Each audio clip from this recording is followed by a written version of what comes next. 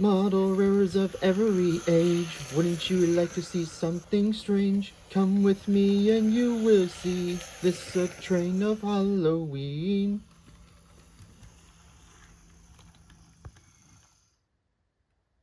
Bad song aside, this is issue 1 of the new Halloween Town Express from the Bradford Exchange.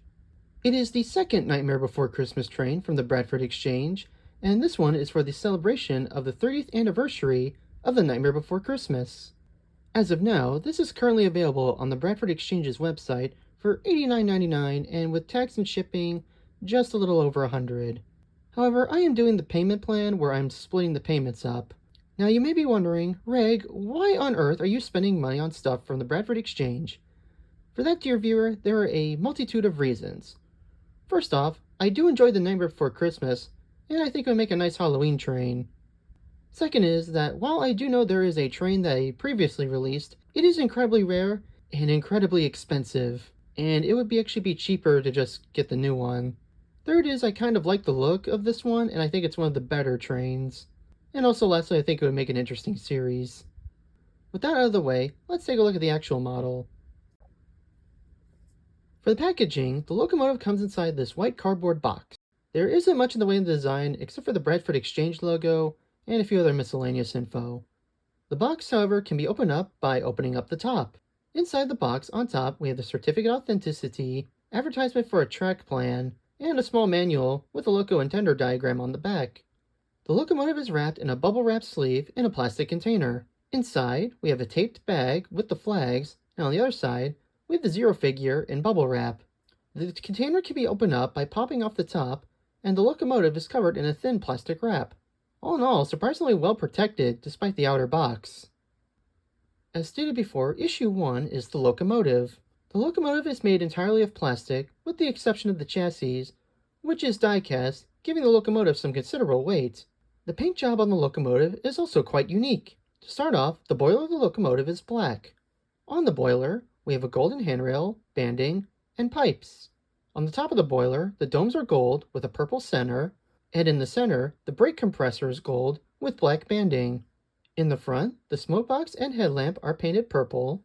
In the center, we have what would be a number plate in gold.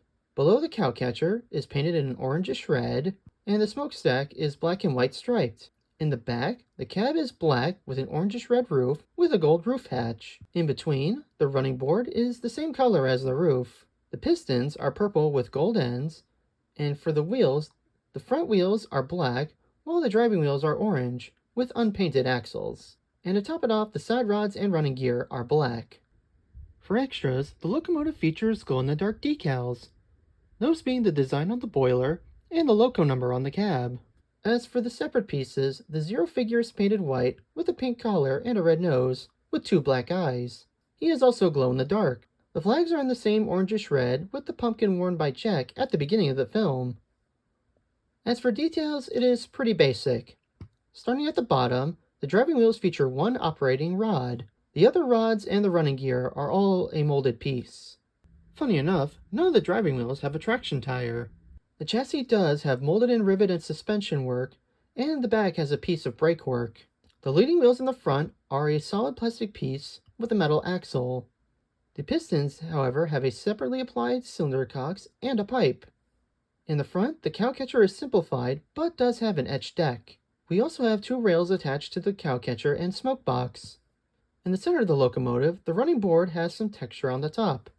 Moving up to the boiler features separately applied handrails made of plastic and pipes. Molded on the boiler, we have some banding. On the top, we have 2 domes, the generator, and brake compressor, with a bell on top.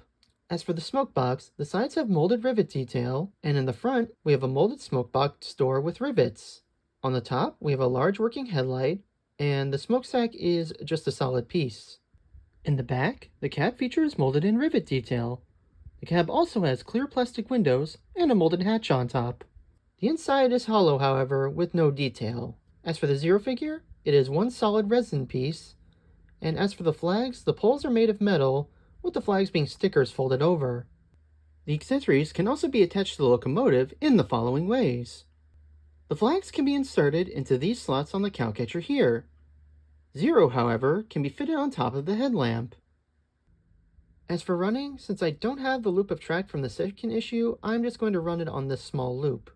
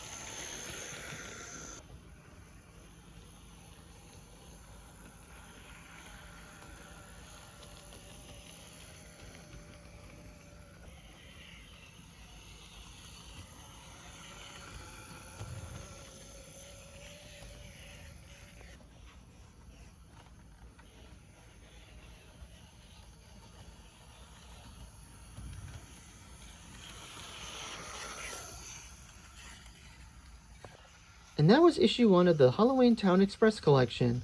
Despite the price and simple logo, I actually kinda like it and I'm looking forward to the second issue. Thanks for watching, and see you in the next one.